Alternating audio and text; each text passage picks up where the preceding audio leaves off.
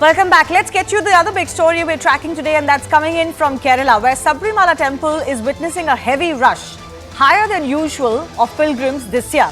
Due to this, devotees were seen standing in line for about 8 to 10 hours for darshan. The situation also became so bad, or was taking so long, that a minor has also died while standing in the queue. Now, BJP and Congress have gone all guns blazing against the Kerala government, staging protests against them for court mismanagement. Kerala police had to use water cannons earlier today to disperse the crowd. Later, a review meeting was also conducted over the issue, and Chief Minister has denied any lapses. Even Kerala police held a briefing and stated that the situation is very much under control, at least as of now. But let me take you through what did transpire as far as the Sabri Hills are concerned. So an 11-year-old has died after falling unconscious. This happened earlier. This is being alleged because of the very high waiting time that was witnessed by many devotees. She was also battling a disease since the age of 3 and was pronounced dead at hospital. Now, poor parking facilities and a shortage of KSRTC buses has also been reported. There are visuals of buses being crammed and people not having enough avenues to get their ride.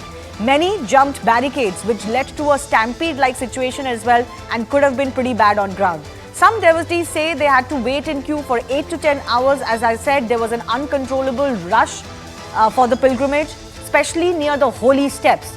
Few also say that they had to return without doing any darshan because of this heavy rush. And the questions, of course, are being asked because this is an annual pilgrimage, and this is one of the most devout pilgrimages that many people make. Why was there not ample advance notice or care taken?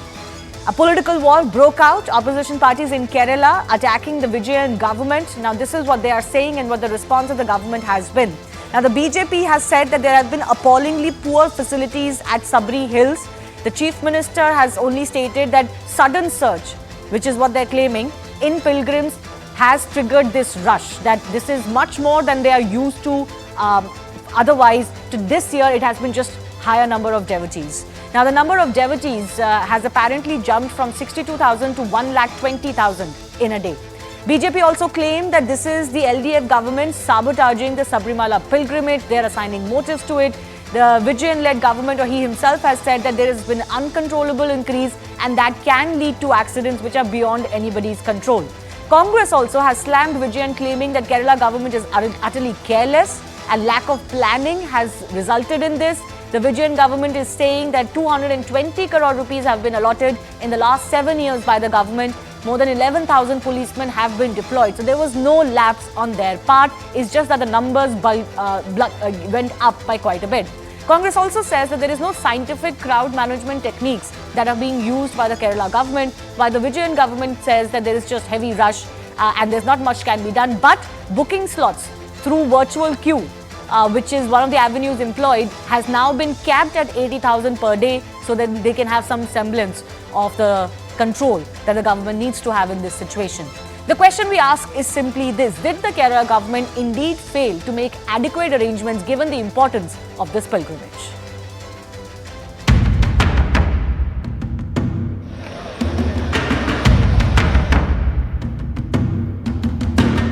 The record goes to maximum pilgrims came on Tuesday.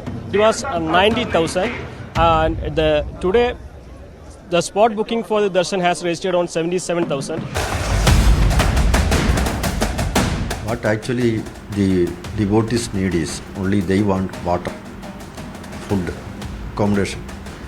All these basic amenities they require. But the government and Devasam board, they are denying these basic amenities and facilities.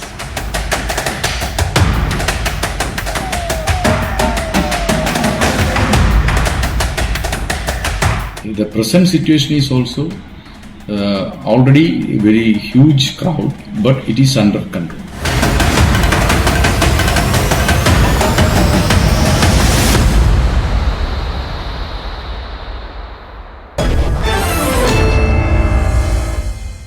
Vinita Hariharan is spokesperson of BJP Kerala joining us. Deepa Iswar is an activist. Saira Shah Halim is author and activist and has fought elections on behalf of the CPM in the past. So Saira, I will begin with you. You know, there's a natural question that is being raised by many. The amount of money that state governments in India get from Hindu temples, it doesn't seem like in Kerala at least they're giving the same back or the same amount of attention that such an important pilgrimage like the Sabarimala pilgrimage deserves in Kerala.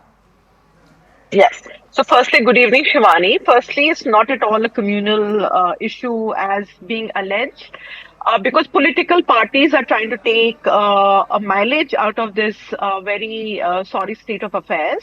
And I'll also like to laud the Kerala government for managing such an unprecedented rush and ensuring that there was no loss of life. We've seen how in the past, we have witnessed loss of lives in various religious sites because here we need to understand that there was an average of about 62,000 people, pilgrims that visited the shrine, and within 6 days the numbers have increased manifold. But isn't that the responsibility of the state government? Isn't that the responsibility of the state government to be prepared or to manage it?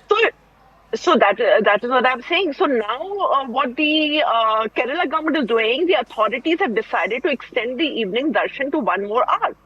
And because if you see, the evening darshan starts from 4 p.m. to 11 p.m. and as per the new decision, the darshan will start from 3 p.m. because we are seeing an unprecedented rush, which was not expected because but the first I get that, Saira. Days, this is a post facto stock taking by the government. The question that people are asking, and some of the visuals are quite heartbreaking of what has transpired. There may not have been loss of life, but people were seen, you know, just not being able to get water in this very testing pilgrimage.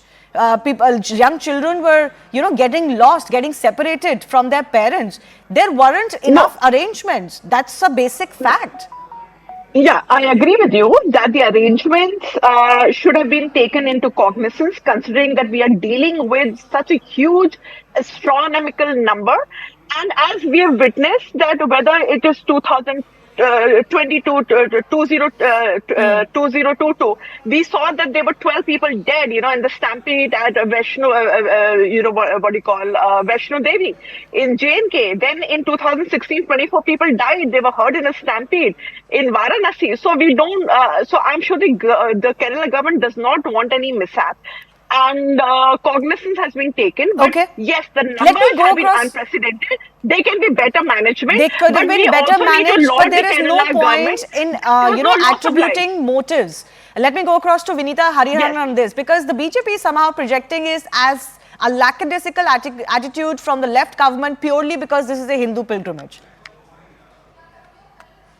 No, I don't think we should go on those lines, but beyond politics and beyond religion and beyond all of this, there is this whole we witnessed this entire fiasco that happened in Sabarimala today. It's a complete lapse of of processes that has happened on the ground in Sabarimala by the Devasam board, by the Travancore Devasam board. And, considering that they get about 255 crore of revenue from Sabarimala alone, the Devasam board gets this kind of revenue. Where is all that money going? Where are the facilities in Sabarimala? Where are the basic amenities? There was a master plan that was prepared for Sabarimala for 30 crore. 100 crore was the amount that the government of India gave for Swadeshi Darshan under the Swadeshi Darshan program to Sabarimala. Out of that, 80 crore lapsed because the government could not give any proposal worth its salt to the central government, and 20 crore was what that was captured in the master plan, but all of that has just not been implemented. People are still suffering from lack of water, lack of basic amenities, solid waste management. All of these are basic issues in the town itself, in the temple town. So that's one. Second is about this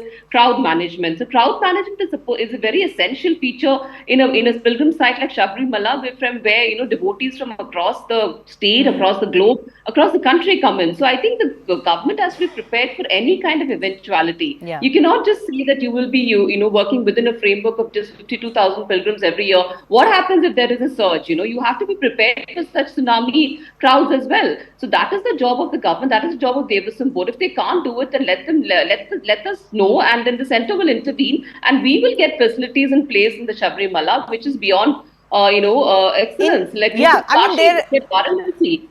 Look at the way that those temple towns have developed. You have to get private players in place. You have No, that's correct actually. A lot of what was witnessed in many other pilgrimage sites or holy sites where lakhs of people used to come. By the way, comparing it to some other sites is possibly a little bit wrong, because the numbers that some of these other sites get on a daily basis is much higher than Sabarimala. Sabarimala is a planned, specific period of the year kind of pilgrimage. You cannot have any excuses for not being better prepared. But Deepa, I want to understand from you, was the Kerala government caught napping according to you? Their excuse is that, see, the surge was too much and nobody saw it coming. But should they have?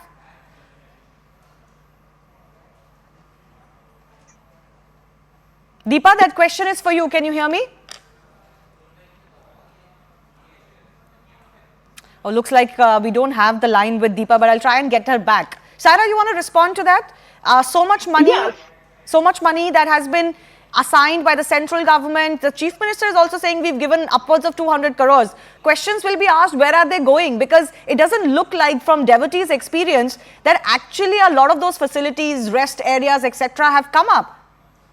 Yes. So, Shivani, you're right in a way that the Chief Minister of Kerala, Mr. Vijayan, needs to, of course, review the situation, because this is an unprecedented rush of Sabarimala devotees, and there will be traffic snarls, there will be long queues, there will be this unprecedented rush of people, the devotees. So, there has to be an alternative arrangement. I agree with that. However, if you've seen, there are a lot of people who are spreading a lot of hatred and vitriol, which is not the truth. Like, there was this video footage of a child who was separated from his father for a very long time, and the police did its utmost to ensure that the child meets his parents. However, there were a lot of handles who were spreading hatred, and they kept retweeting the same thing.